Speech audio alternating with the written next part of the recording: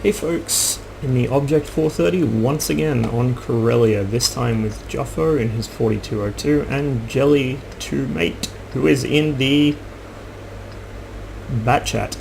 This is Jelly's first time playing for fucking ages. I think the last time Jelly was active would have been during original NDP Clan Wars. Or sometime around then. Either way, he'd been gone for a hell of a long time.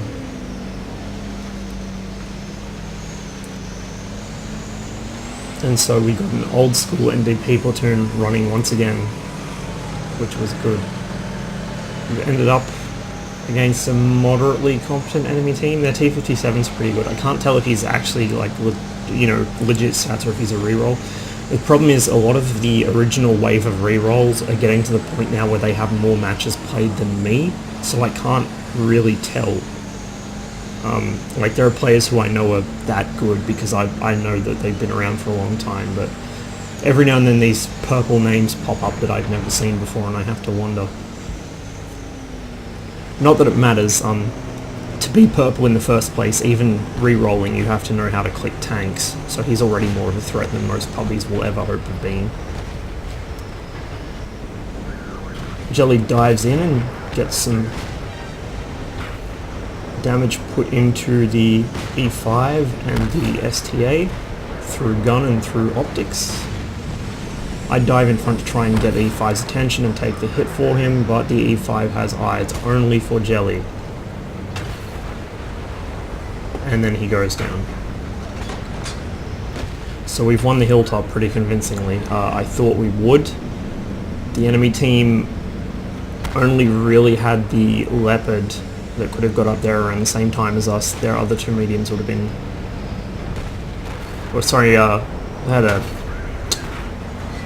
the 1-2-1 as well, but a Leopard and a 1-2-1 against as many mediums as we had, it would have ended badly for them, so I expected us to win the hill, which is why I had my whole platoon push it, and sure enough it worked out for us.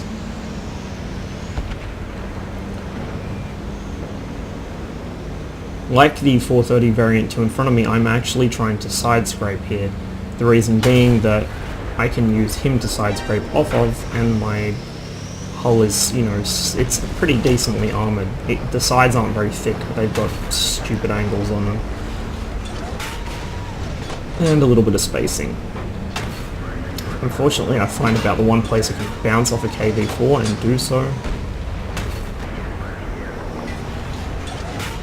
Go for the easy target, the Leopard, who's put himself up on a hill. Not the smartest place to be in this situation.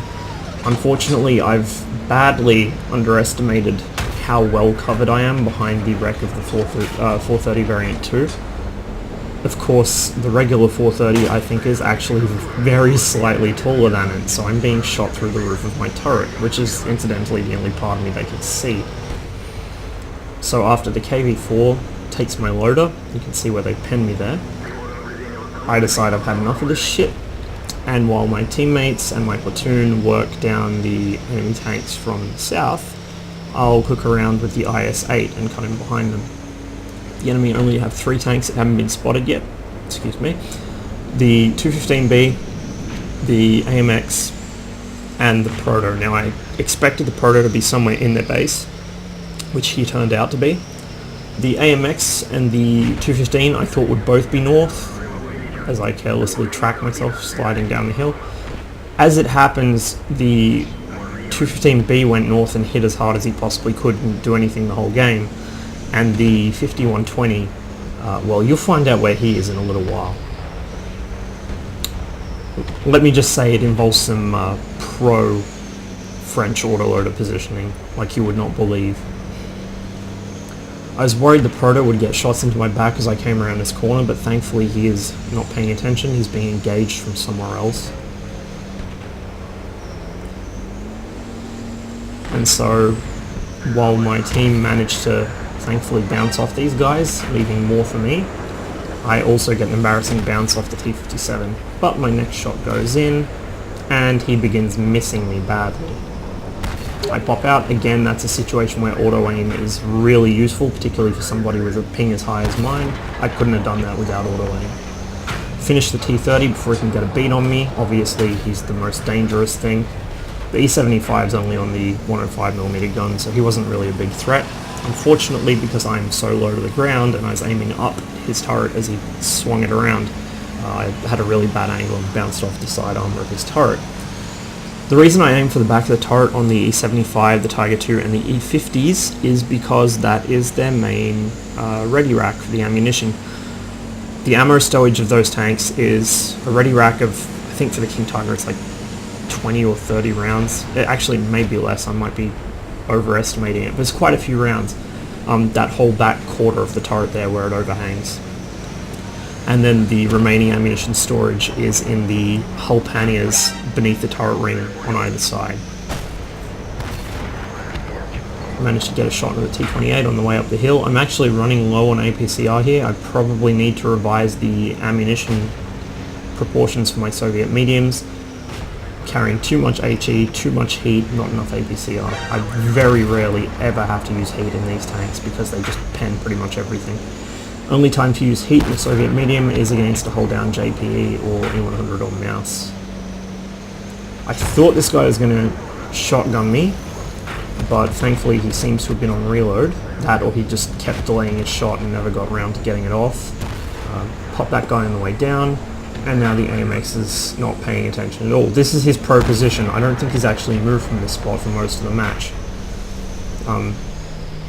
In fact, he may even have been AFK for most of it.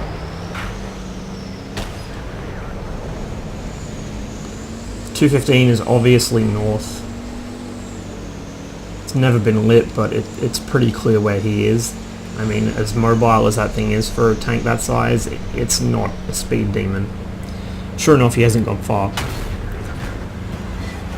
He isn't giving me very good shots. In fact, if I hadn't taken that shot there, I would have got a great one into his rear there. That one just whiffs.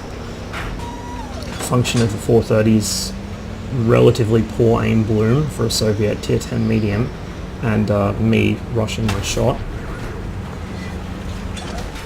And then, although his cupola is an easy weak spot to pen, at close range, at this distance, it's hard to even hit, let alone pen. So I just wait for a moment. No need to get impatient. Sure enough, he drives out like an idiot, and I'm able to get a shot in before Jelly finishes him. For a respectable total of just over 5k damage, and I managed to survive the match, and our platoon got 8 kills between us. We did some good work down there in the south. We took out most of their actual dangerous players, the T-57 in particular. So it played out pretty well, and at various points in this match you may have noticed, again, the Object 430's absolutely superb camouflage coming into effect. People tend not to see this thing until it's too late. Anyway, thanks for watching. I hope you enjoyed the video. I wish you the best of luck in the field, and I'll see you next time.